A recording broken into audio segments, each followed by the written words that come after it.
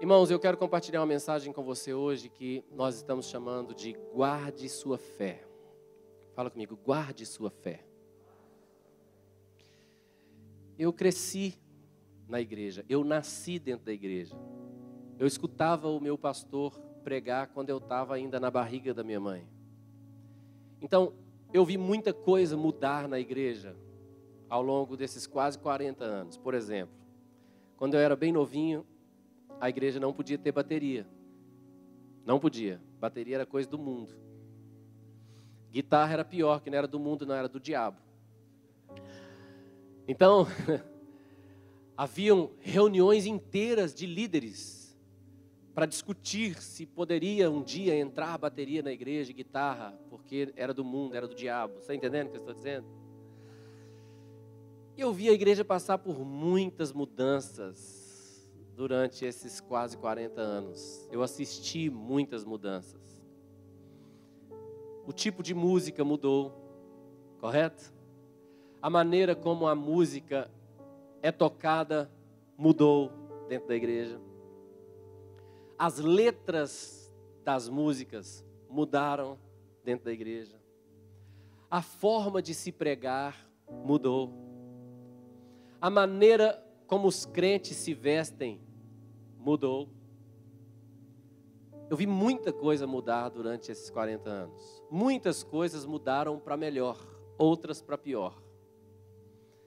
Mas o fato é que existe uma coisa que mudou para um ponto muito negativo na igreja brasileira como um todo. É que desde que eu sou criança, a igreja sempre teve um foco.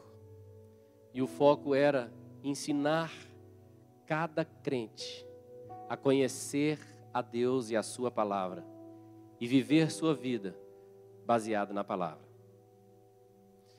Hoje nós estamos tão distantes disso que se você entrar numa igreja e tiver uma música legal, vai, Hilda, aumenta o volume aí. Você chega lá, tem alguém cantando Yeshua, pronto, essa igreja é legal. Essa igreja é bacana. Se a igreja tiver hoje um louvor agradável, ela já é uma igreja legal.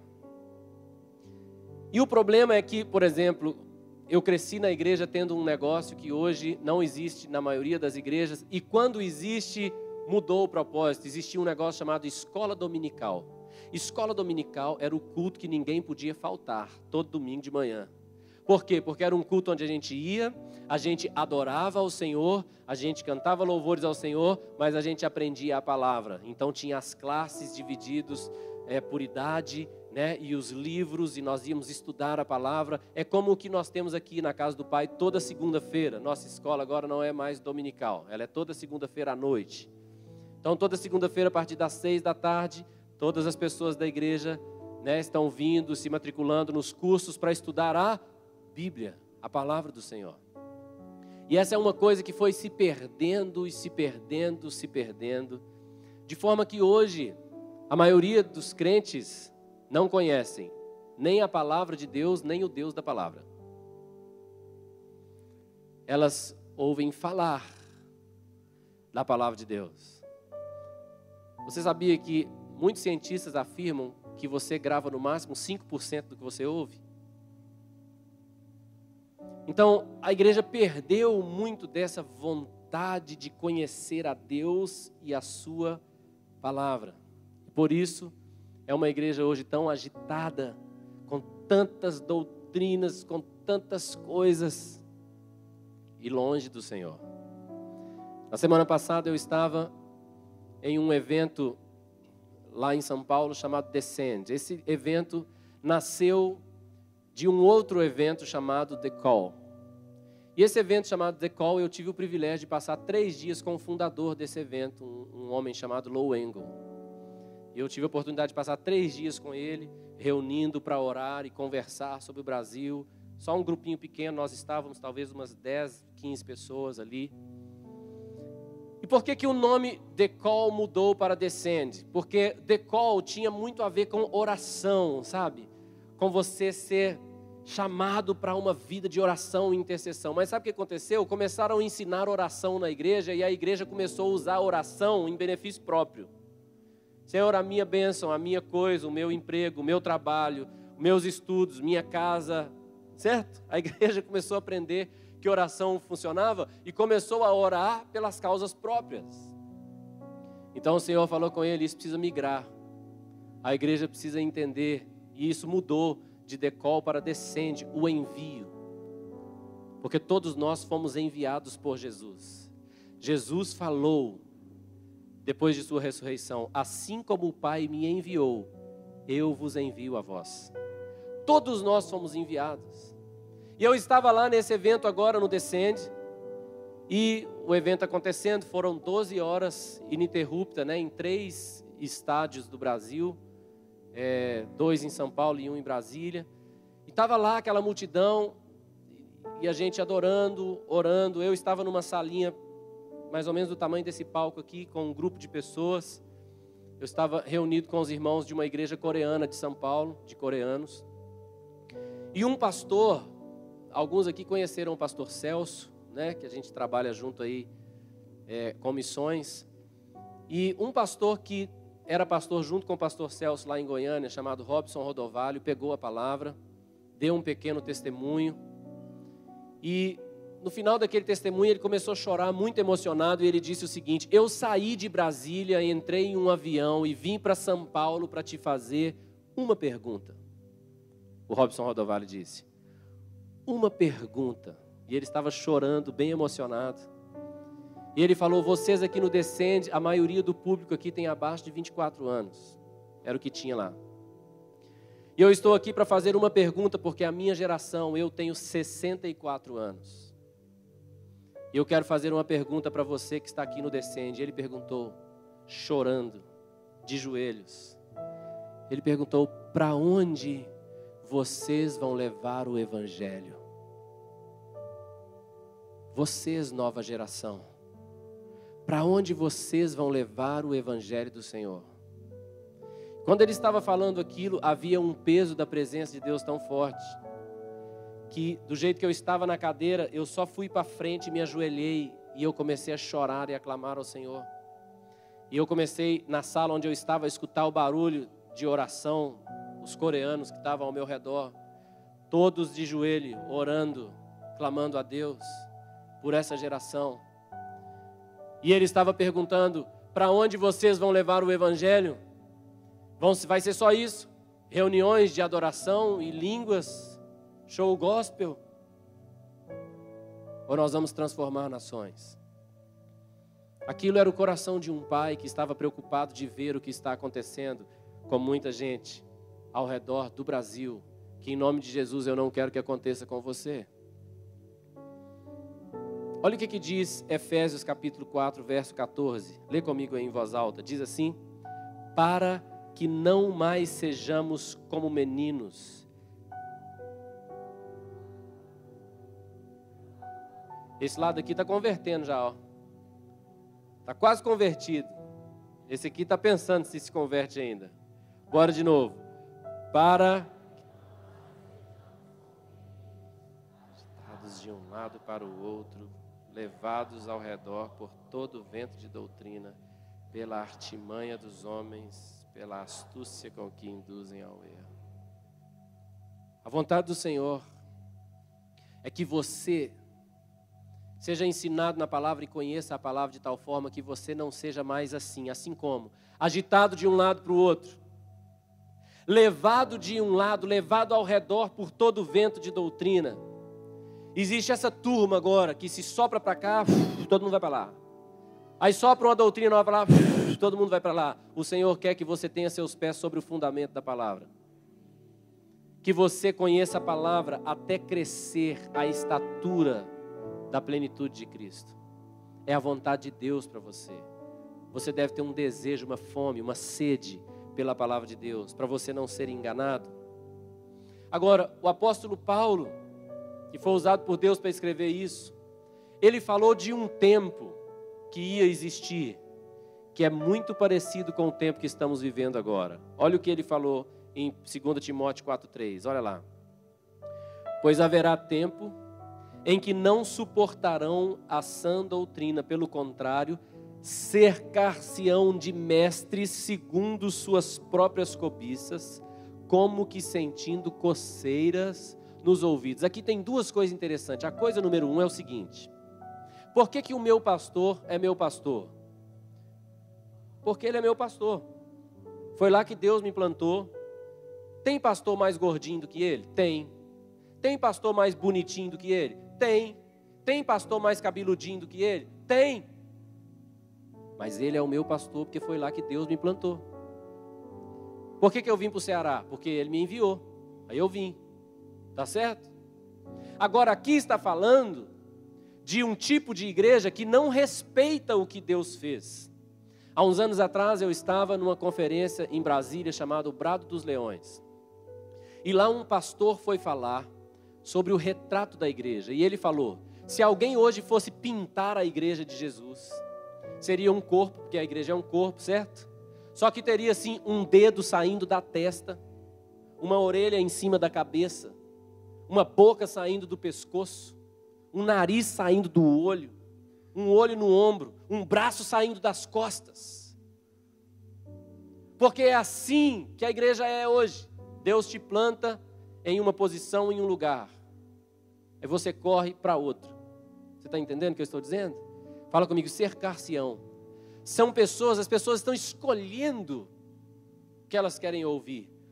Quando você escolhe o que quer ouvir, porque aquilo que você está ouvindo é bíblico, é santo, é puro, tudo bem. Agora o pior é que aí está dizendo que eles cercar-se-ão de mestres segundo as suas próprias cobiças.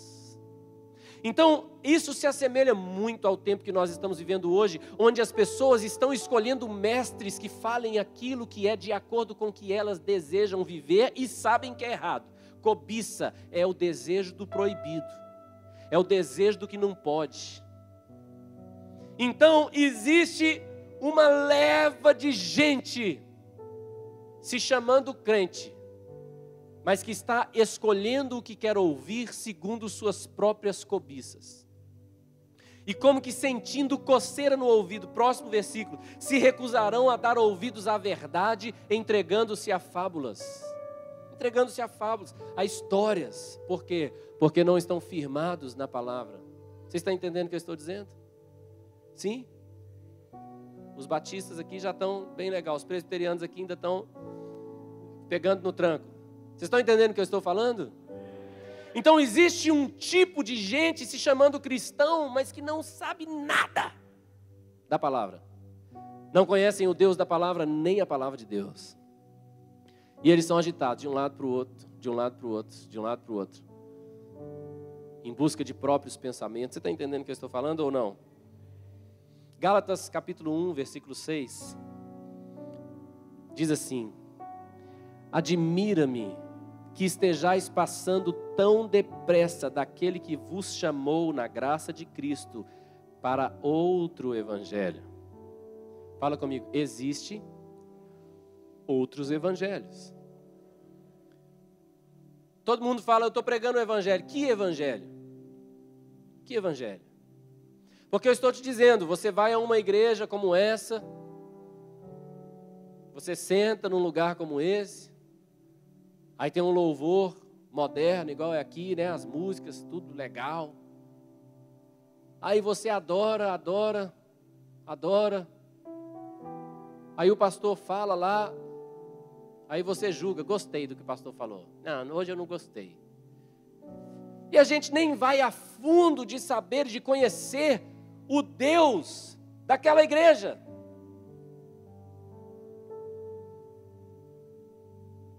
Você está entendendo o que eu estou dizendo ou não? Eu estou te dizendo que existe outros evangelhos. Existe outros evangelhos. Versículo 8.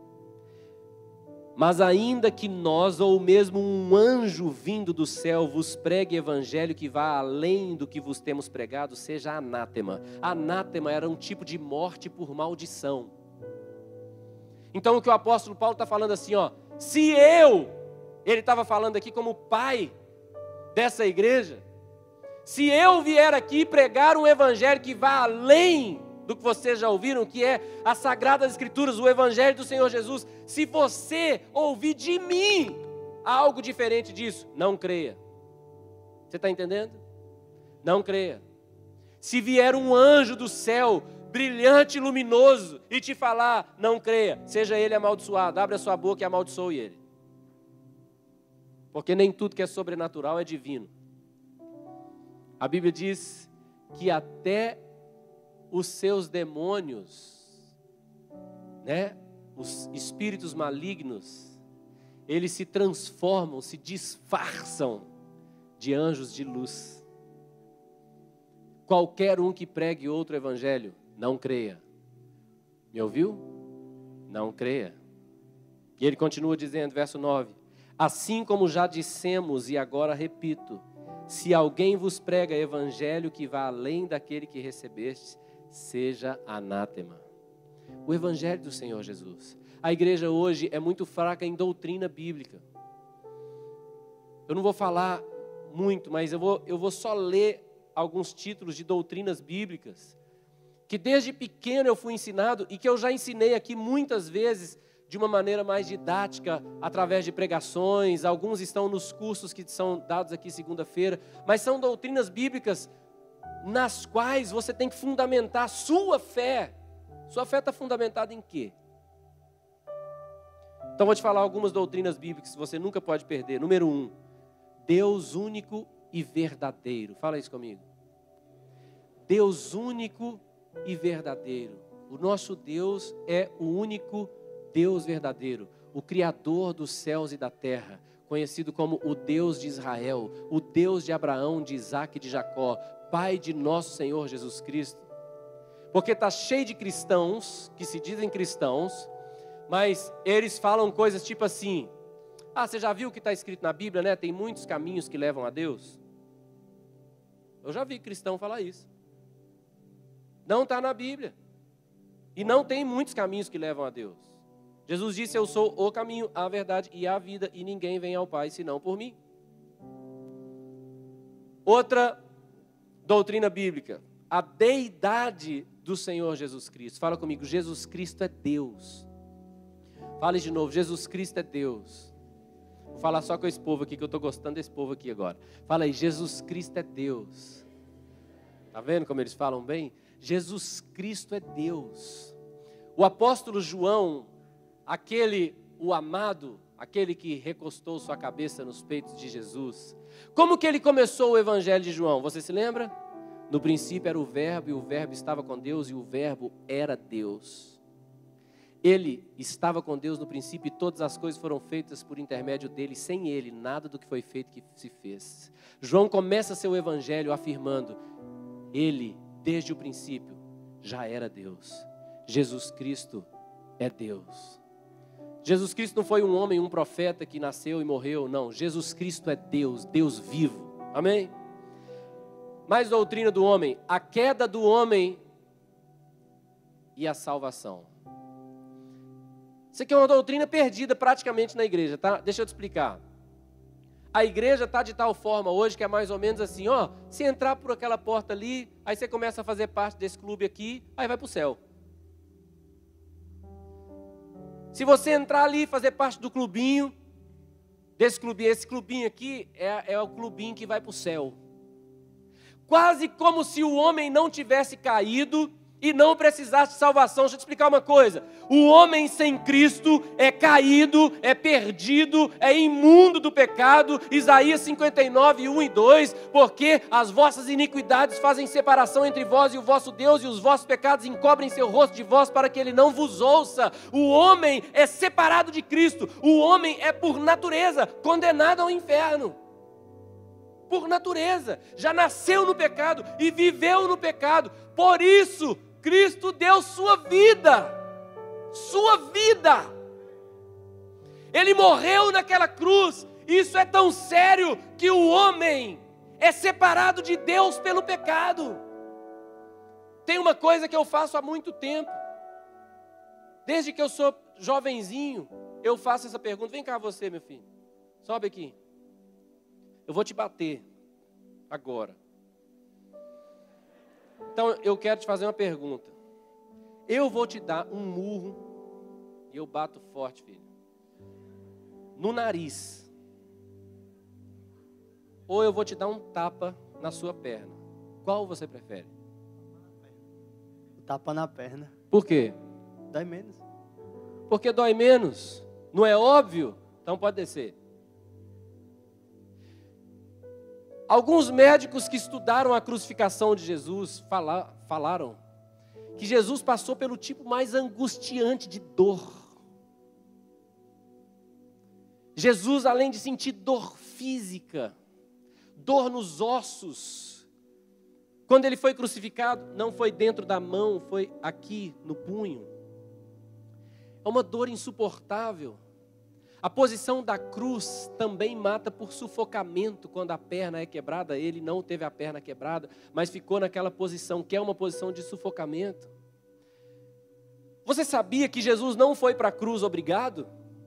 Jesus escolheu a cruz, ele escolheu. Ele falou assim: ninguém tira a vida do Filho do Homem, antes ele espontaneamente a dá.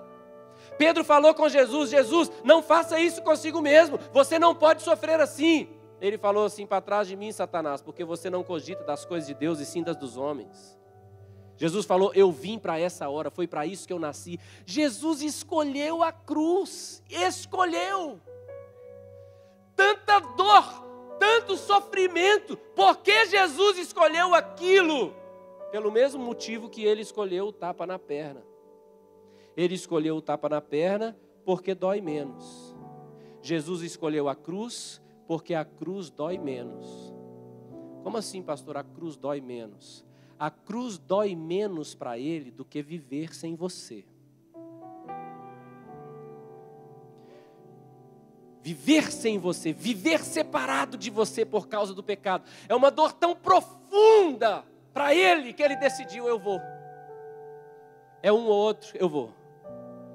E ele se ofereceu como sacrifício para nos resgatar, para nos salvar. Agora não vá você achando que qualquer um entra pela porta, senta na cadeira, faz parte do clubinho, vai para o céu. Não vai! O homem precisa reconhecer: eu vivo em pecado, eu nasci em pecado, eu tenho pecado contra Deus. Deus me perdoe, Jesus me resgate, me lave com seu sangue, me dê acesso a Deus de novo. E aí a vida com Deus começa. Isso é uma doutrina bíblica, a queda e a salvação do homem. Outra doutrina bíblica, as ordenanças da igreja. Vou falar só duas: batismo e santa ceia. 99% da igreja não sabe nem o que é batismo, nem o que é santa ceia. Mas é todo mundo batizado e todo mundo está dando santa ceia todo mês. Porque está escrito na Bíblia, né, pastor? Que todo mês tem que tomar a santa ceia. Por que as pessoas batizam? Ah, porque tem que batizar. Entrei no clubinho, né? Aí para você entrar no clubinho é só ir passar pela porta. Agora, se você quiser se integrar no clubinho, aí você vai para a célula, aí você vai para o pré-encontro, vai para o encontro. Aí voltei do encontro, é igual que eu faço, agora batiza, né? É assim que é. Aí vai, as pessoas vão indo. Está errado. Nós temos que entender as ordenanças da igreja. Por que o Senhor, por que nós devemos ser batizados? Por que nós devemos morrer para o mundo?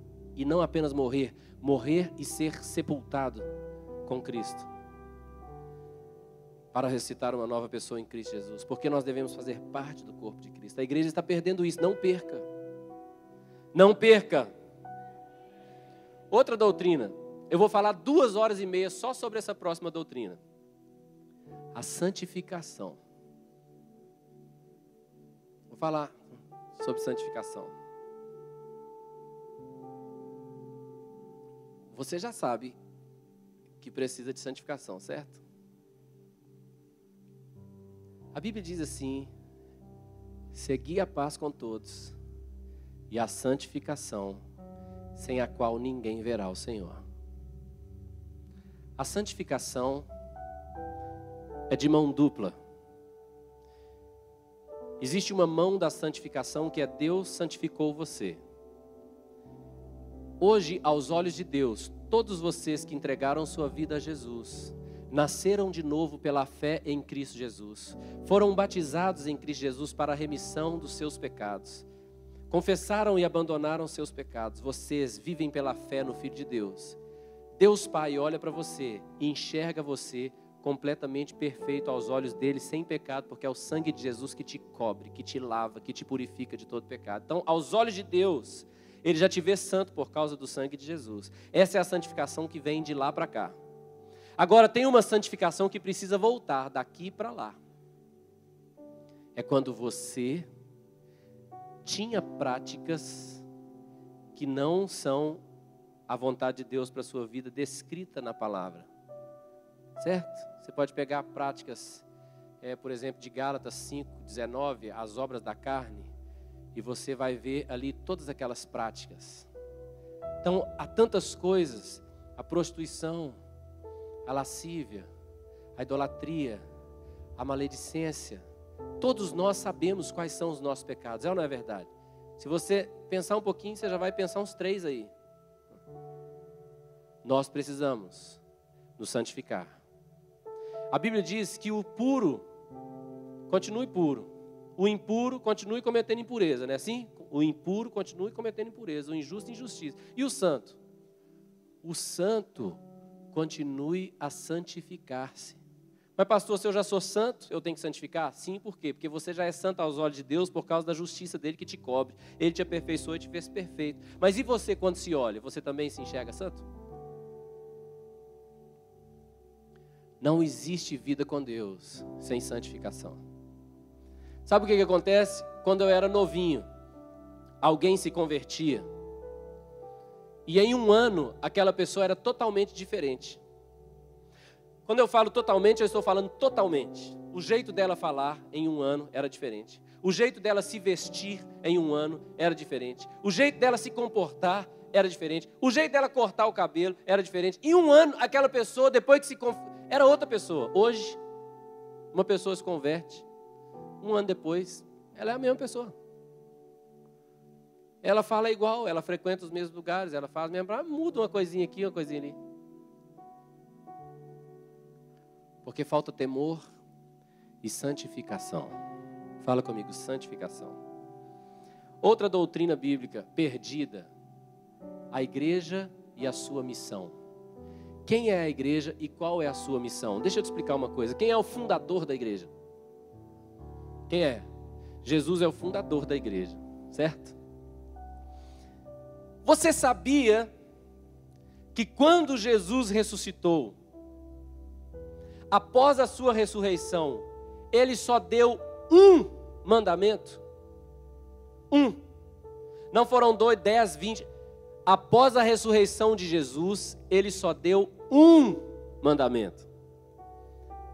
Eu estava lá no Descende semana passada com o mesmo pastor, eu fiquei desesperado. Foi uma coisa engraçada, porque quando ele deu essa informação, todo mundo bateu palma, celebrou, eu me ajoelhei e comecei a chorar. Que ele estava dizendo que o número de cristãos evangélicos no Brasil cresceu muito. Eu não lembro qual era o número agora, mas ele falou algo, acho que 31,6%. Ele falou, a última pesquisa agora revela que o número de cristãos evangélicos praticantes são 31,6%. Todo mundo estava, uau, batendo palma, e ele estava falando, glorifica ao Senhor mesmo, porque isso custou muito trabalho, muita oração, muito jejum, mas enquanto ele falou, eu estava de joelho chorando. Não é que eu estava triste por ser 31,6%, é que eu estava pensando, meu Deus, acorda a igreja. Porque se esses 31,6% for crente mesmo,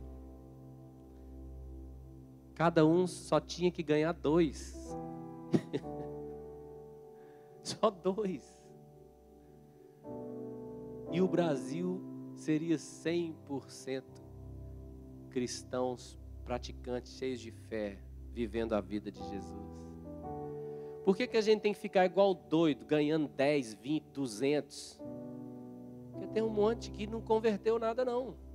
Estão sentados na igreja, mas não conhecem a missão da igreja e nem sabem o que é a igreja. Deixa eu te falar de uma maneira bem simples. A igreja é o quartel-general de Jesus. É isso que a igreja é. A igreja é o comando de Jesus na terra, a autoridade de Jesus na terra. Foi interessante quando o pastor Naermerson começou a lidar com algumas coisas aqui na igreja. Então, algumas pessoas começaram a me ligar. E até pessoas de fora, pessoas com quem algum fornecedor, uma pessoa assim, querendo falar comigo para resolver as coisas. E eu falava assim, olha, pastor Naermerson, é o pastor que está cuidando disso agora. Não, eu sei, mas é porque eu queria falar com você. Eu falei, você não entendeu. Ele é o chefe agora. Ele que paga, ele que resolve, tudo com ele. Não, mas é porque eu queria falar com você. Eu falei, você não entendeu ainda. Quando Jesus delega uma autoridade, a autoridade está delegada e pronto. Jesus delegou a você a autoridade sobre toda a terra, sobre toda enfermidade, sobre toda doença, sobre todo espírito maligno. Jesus delegou a você toda a autoridade. Você é a autoridade. Você é o quartel-general de Jesus agora. Agora, qual foi o único? Irmãos, é um só. Se ele tivesse dado 10, a gente tinha que obedecer os 10. E alguém poderia falar assim, eu sou mais chamado para obedecer o número 8. O outro poderia falar, eu sou mais chamado para obedecer o mandamento número 7. Mas Jesus só deu um mandamento depois da sua ressurreição. Um mandamento. Toda autoridade me foi dada nos céus e na terra. Ide, portanto, e fazei discípulos. Um mandamento. Não foram 2, nem 3, nem 10. Um mandamento. Mas a igreja que não está conhecendo o Deus da palavra e nem a palavra de Deus, perdeu essa doutrina. Quem é a igreja e a sua missão? Não perca. Você é o quartel-general de Jesus e ele te deu uma ordem. O seu rei, o seu rei te deu uma ordem. Ide. Não é se sentir, vá. Não é se quiser, vá. Se o Espírito tocar seu coração, vá. Se você for chamado, se o seu pastor te abençoar, vá. Ele falou, ide e fazei. Doutrina que a igreja está perdendo, se o Brasil soubesse. Outra doutrina perdida, o ministério. O ministério é uma graça hoje. Você faz parte do ministério? Eu faço sim. Qual é o seu ministério? De dança. É uma piada. Desculpa, Kilson. Jander. Tem uma galera que dança aí. Eu não estou falando que dança não é de Deus. Qual ministério você é? Ministério de teatro. Deixa eu te falar uma coisa. Por que eu estou falando que é uma piada? Tudo isso é usado e nós usamos em abundância, certo? Só que a palavra ministério, fala essa palavra comigo, ministério. O serviço de Deus, tá? Registrado e catalogado. Nós temos uma média de 115 mil mártires cristãos que morreram a cada ano.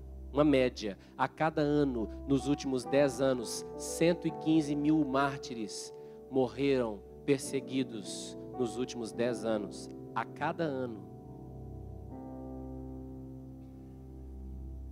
Acho que 121 mil, se eu não me engano, ano passado.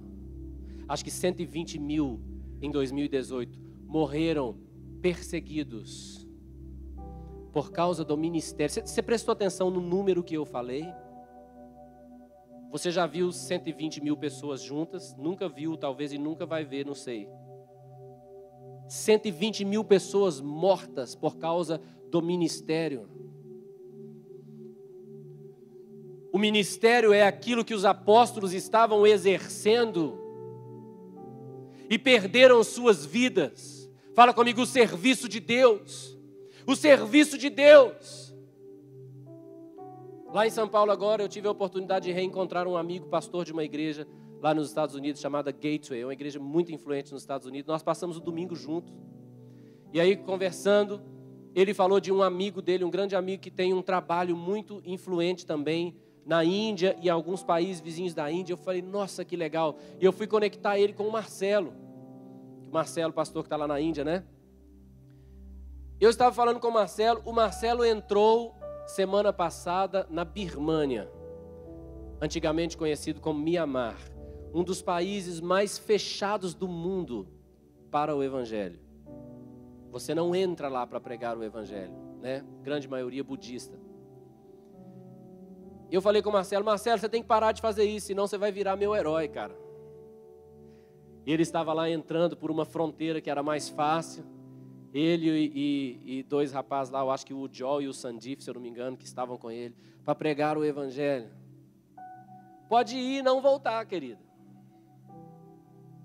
O ministério é coisa séria. Esses dias eu estava vendo um vídeo que um irmão, um amigo, me mandou. Eu acho que foi o vídeo mais louco que eu já vi na minha vida dentro de igreja.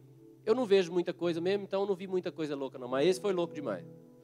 O pastor foi fazer uma ação social em algum lugar lá. Aí, ele estava lá distribuindo a ação social e tal, e aí eles foram entrevistar um homem que era da igreja desse pastor, que estava lá, tipo, recebendo uma cesta básica, alguma coisa assim. E aí, aquele homem deu o testemunho dele lá rapidinho, e falou, olha, eu estava nas drogas, e aí, né, a igreja chegou aqui, pregou para mim, eu me converti e tal, já estou firme lá na casa do Senhor, eu acho que há 3 meses, se eu não me engano, eu não me lembro mais bem, mas tipo assim, 3 meses, estou firme na casa do Senhor. Mas o pastor deu um piripaque gospel lá, tipo, e pôs a mão na cabeça do cara e falou assim, eu te unjo, pastor, na casa de Deus agora.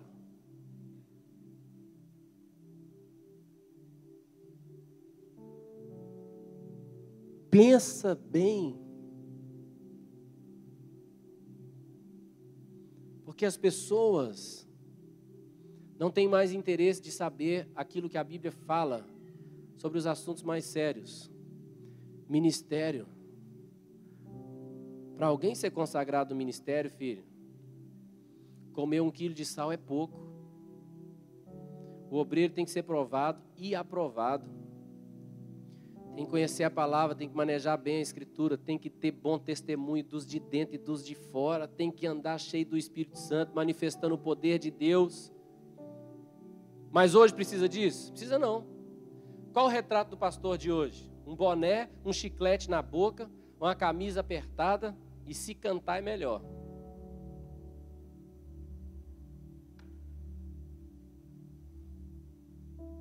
Por isso o título do que eu estou falando hoje é guarde a sua fé, porque se você não guardar, alguém vai roubar. Ainda bem que agora ninguém falou amém, porque se falasse eu já ia. Próxima doutrina bíblica, estou acabando, cura divina. Cura divina é uma doutrina bíblica. Quando alguém falar com você que está com dor de cabeça, não dá remédio para ele não, ora. Deus colocou na sua mão, na sua, não é na minha. Não é na mão do pastor, não é na mão do profeta, não é na mão do apóstolo, é na mão da igreja. Deus colocou na mão da igreja poder para curar os enfermos.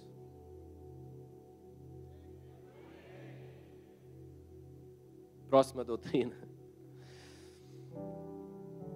A bendita esperança. Fala comigo, a bendita esperança. Todos nós vivemos o Evangelho por causa da bendita esperança. A esperança da ressurreição. Nós não somos, como o apóstolo Paulo disse aos Tessalonicenses, nós não somos como aqueles que não têm esperança. Nós aguardamos aquele dia onde, liberada a voz do arcanjo, tocada a trombeta de Deus, porque a trombeta soará, e os mortos em Cristo ressuscitarão primeiro, depois nós, os que estivermos vivos, seremos transformados em um abrir e fechar de olhos. E nos encontraremos com o Senhor, no encontro com o Senhor nos ares. A bendita esperança, porque Ele vem e o seu galardão está em suas mãos para retribuir a cada um segundo as suas obras. Essa bendita esperança é que coordena como eu vivo a minha vida, o que eu falo e o que eu não falo, o que eu faço e o que eu não faço, se eu peco, se eu não peco, se eu ajudo, se eu não ajudo, se eu penso bem ou se eu penso mal. Tudo está fundamentado na minha bendita esperança, naquele dia em que o Senhor vai julgar os segredos dos corações dos homens, segundo o Evangelho. Não vai ser julgado apenas o que eu faço ou o que eu não faço, mas os segredos do meu coração. A Bíblia diz que cada palavra frívola, cada palavra sem sentido, cada palavra que não edifica, que sair da minha boca, eu vou dar conta dela. Nós, cristãos, precisamos nos lembrar firmemente da doutrina, da bendita esperança do Senhor.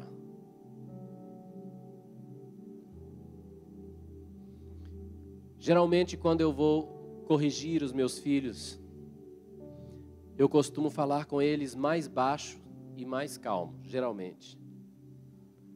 Tipo, Arthur, faça não, filho.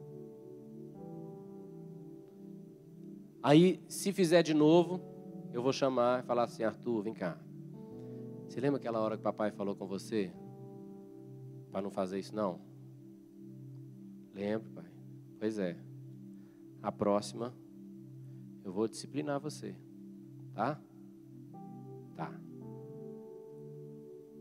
Então, se vier a próxima, ele pode chorar, gritar, espernear, pode fazer o que ele quiser e ele vai ser disciplinado agora. Eu vou falar com ele, deita aqui, que o papai te ama. O papai não quer que você se machuque na sua vida. E o papai vai disciplinar você. Então eu tenho uma vara na minha casa. Desse tamanhozinho, ela é pequenininha assim. E bem fininha assim, desse tamanhozinho. E aí eu pego meus filhos, deito eles com o bumbumzinho para cima lá. Aquele lugar que Deus preparou especial. Sem muitas terminações nervosas, sem muitos músculos. E geralmente eu dou 2 ou 3 varadinhas para ficar marcado por 3 dias. Mas 2 ou 3 varadinhas assim, ó. Tac, tac, tac. Eu tenho mão de baterista. E eu disciplino os meus filhos. Graças a Deus, o Arthur, eu precisei disciplinar ele na vida dele toda. Ele tem uns 2 anos. Ele tem 12 anos, né? Então, talvez 2 ou 3 vezes durante esses 12 anos somente, eu precisei disciplinar o Arthur. Mas na hora que a disciplina chega, ele pode espernear, gritar, não, pelo amor de Deus, perdoa. Não tem a ver com perdão, é que agora a hora chegou. Você sabe que nós vamos prestar conta. A próxima doutrina é os julgamentos. Irmão, lá você pode falar, não, eu prometo, Senhor, se eu voltar na terra, eu faço tudo direitinho agora. Agora não tem direitinho mais. Agora é hora do julgamento. Tudo que nós fizemos, está aí os julgamentos, porque terá o julgamento da igreja e terá o julgamento do mundo. Eu quero pedir para você, meu amado irmão, muitos filhos que eu tenho aqui na fé, eu quero pedir a você, olha o que o apóstolo Paulo falou com Timóteo, 2 Timóteo 4:5, olha lá. Tu, porém, sê sóbrio. Fala comigo aí, ser sóbrio. Sabe o que é ser sóbrio? É não se embriagar. Mantenha a cabeça no lugar. Não se embriague.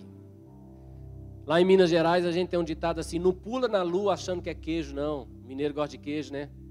Não pula na lua achando que é queijo. Não vai achando que tudo que se fala evangelho é o evangelho do Senhor Jesus. O apóstolo Paulo falou de outros evangelhos. Então, ser sóbrio em todas as coisas, suporta as aflições, faz o trabalho de um evangelista e cumpre cabalmente o teu ministério. Talvez você fale essa palavra para Timóteo, realmente, mas deixa eu te falar uma coisa, você não tem um ministério, não? Você tem ou não tem um ministério? Está vendo como a doutrina do ministério é importante? Tem um monte de gente que nem sabe se tem um ministério. Deixa eu definir para você bem simples. Ministério é o serviço de Deus, serviço, tá certo? Jesus falou que ele não veio para ser servido, ele veio para servir. Depois ele ensinou a nós, se eu que sou o Senhor vim para servir, imagina vocês. Então Jesus nos ensinou a servir uns aos outros. Fazer discípulos é serviço. E serviço é traduzido na Bíblia como a palavra diaconia, que é traduzido para o português como ministério. Então, se nós somos encarregados por Jesus de fazer o seu serviço, se Ele nos deu o seu serviço, obviamente o que Ele nos deu foi um ministério. Eu te pergunto, você tem um ministério?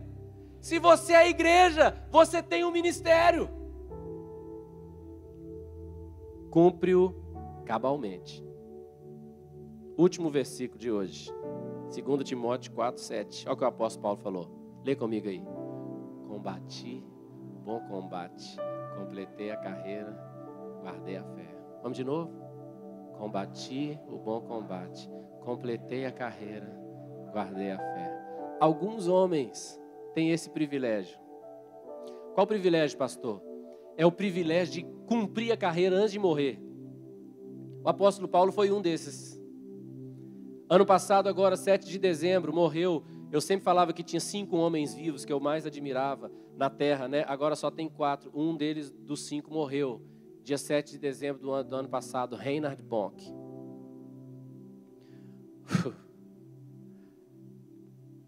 Ele, através do seu ministério, que começou evangelizando tete a tete na África, terminou o seu ministério com 79 milhões de crentes em Cristo Jesus, através do seu ministério.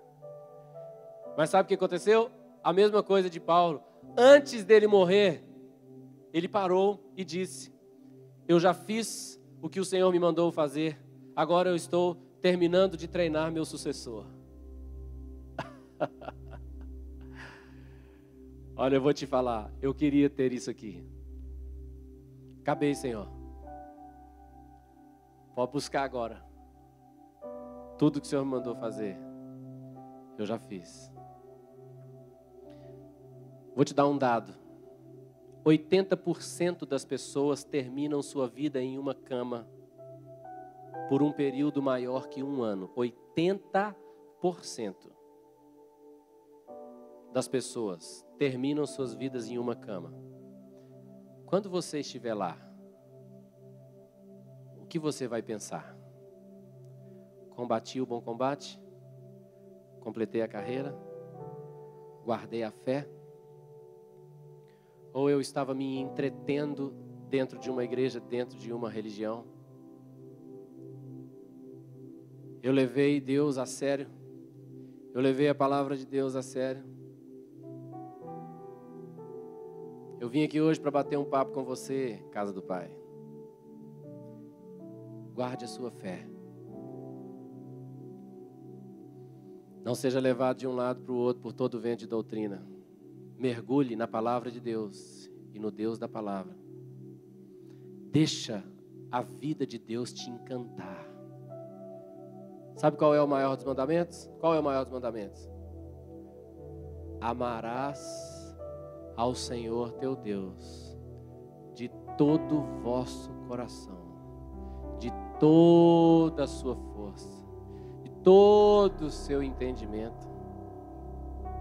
Meu Deus, amar a Deus, deixa Deus brilhar para o seu coração.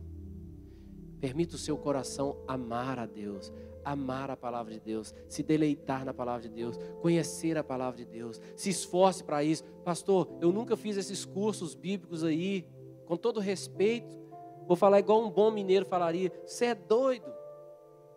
Faz logo, faz depressa, e leia e conheça a palavra de Deus e o Deus da palavra.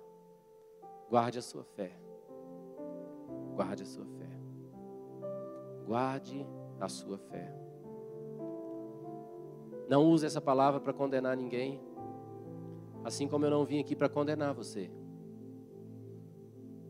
Por que eu estou falando isso? Porque você é filho. É bom quando Deus nos corrige, porque a Bíblia diz que Deus corrige a todo aquele que ama. A todo filho que Ele recebe, Ele corrige, Ele açoita. Se você estiver sem correção, então você seria bastardo, mas porque você é filho. Deus te corrige porque Ele acredita em você. Ele acredita que Ele vai te falar, e você vai ouvir, e você vai obedecer. É por isso que você está aqui, e é por isso que você está recebendo isso. Guarde a sua fé.